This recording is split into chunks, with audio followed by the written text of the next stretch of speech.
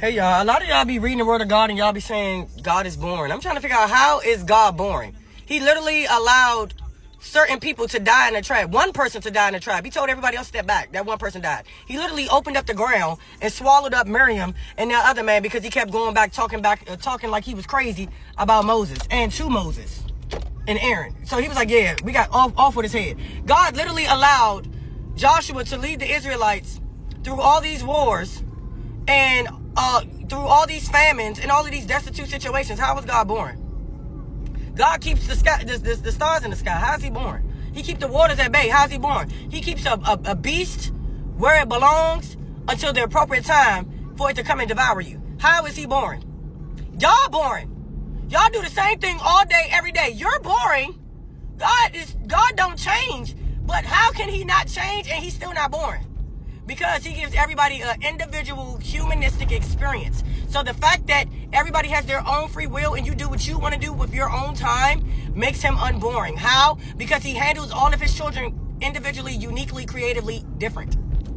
That's not boring. The same God that made your ugly behind made my beautiful behind. He ain't boring. You boring. How is God boring? What? Bro, everything you want to be is God. So how is he boring?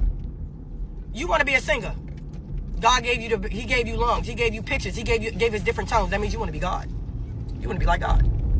You want to build houses. God orchestrated the earth. He literally wrote it in the sky and it came out.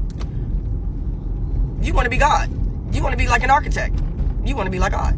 You want to write books and write poetry and all this other stuff. So you want to be like King Solomon, whom God blessed to have all that knowledge and wisdom and understanding, for him to write as many sonnets and as many psalms and as many poems and as much information that he was able to produce and give out. But you saying God boring? You want to be a boss, you want to be a CEO, you want to be a manager. How? How?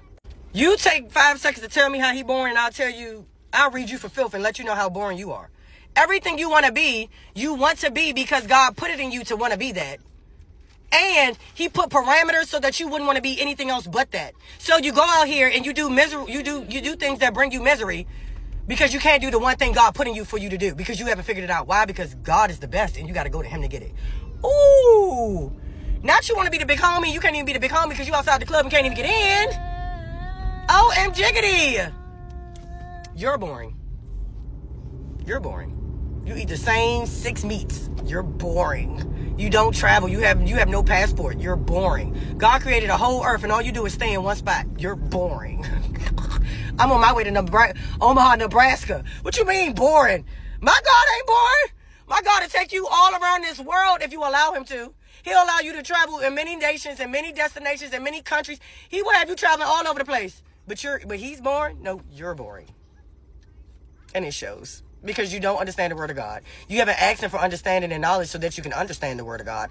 And you and your friends sit on a group chat or sit on Instagram and TikTok sending each other memes and reels and TikToks all day. No, baby, you're boring. You're extremely boring.